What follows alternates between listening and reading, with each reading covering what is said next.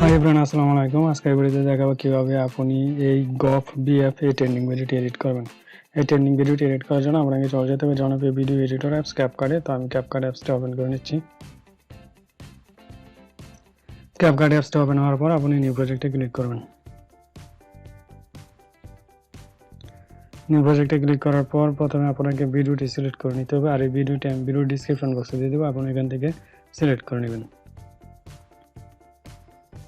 Select হওয়ার পর এটা ক্লিক করবেন, তারপর এখানে ক্লিক করবেন। ক্লিক করার পর এটাকে অ্যাডজাস্ট করে নেবেন। আর এই ভিডিওটা আমি ভিডিও ডিসক্রিপশন বক্সে দিয়ে দেবো, আপনি ওইখান থেকে অ্যাডজাস্ট করে নেবেন।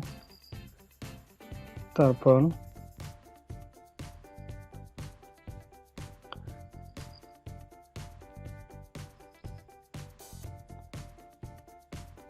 এখন প্লে করে দেখি। এখানে ক্লিক করে স্পেলসে ক্লিক করবেন। ক্লিক করার পর ইউর এডিট লিখে আর শেষ পর্যায়ে লিখে টাইমলাইনটি শেষ পর্যায়ে রাখবেন। এখানে রাখবেন, রাখার পর স্পেলসে ক্লিক করবেন। স্পেলসে ক্লিক করার পর এটাতে ক্লিক করবেন। ক্লিক করার পর চলে যাবেন রিপ্লেসে। রিপ্লেসে ক্লিক করবেন। রিপ্লেসে ক্লিক করার পর আপনি ছবিটি সিলেক্ট করে নেবেন। তো আমি একটি ছবি সিলেক্ট করে নিলাম।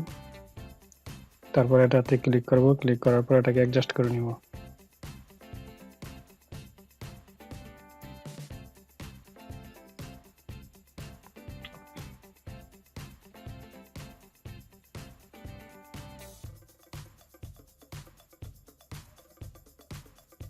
তারপর এখানে স্পেলসে ক্লিক করব। ক্লিক করার পর ইউ এডিট শেষ পর্যায়ে টাইমলাইনটি রাখবো। রাখার পর এখানে স্পেল থেকে কাট করে নিব। তারপর এটাতে ক্লিক করব। এটাতে ক্লিক করার পর চলে যাব রিপ্লেসে।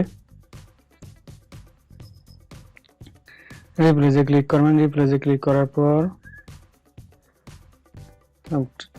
ছবিটি সিলেক্ট করে নেবেন। সিলেক্ট করার পর এটাকে অ্যাডজাস্ট করে নেবেন। তারপর এখান থেকে ওয়াটারমার্কটি ডিলিট করে দিবেন। তো এখন যদি প্লে করি,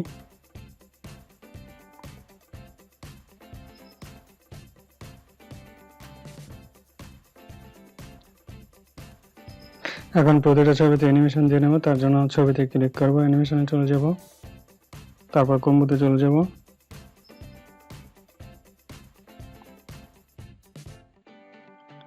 এখান থেকে স্লাইড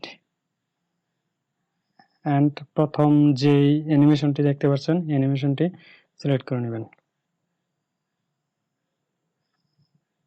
তারপর টিকমার্কে ক্লিক করবেন। তারপর ছবিতে চলে যাবেন অ্যানিমেশনে। অ্যানিমেশন থেকে কম্বোতে যাওয়ার পর স্লাইড অ্যান্ড অ্যানিমেশনটি সিলেক্ট করে নেবেন। তারপর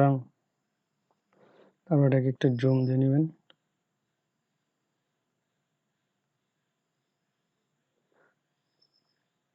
এখন যদি প্লে করি,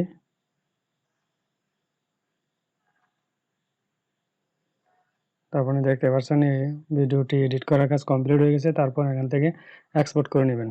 তো আমার ভিডিওটি এক্সপোর্ট হচ্ছে। যদি ভিডিওটি ভালো লাগে অবশ্যই চ্যানেলটি সাবস্ক্রাইব করবেন আর পরবর্তী ভিডিও পাওয়ার জন্য নোটিফিকেশনটা অন করে দেবেন।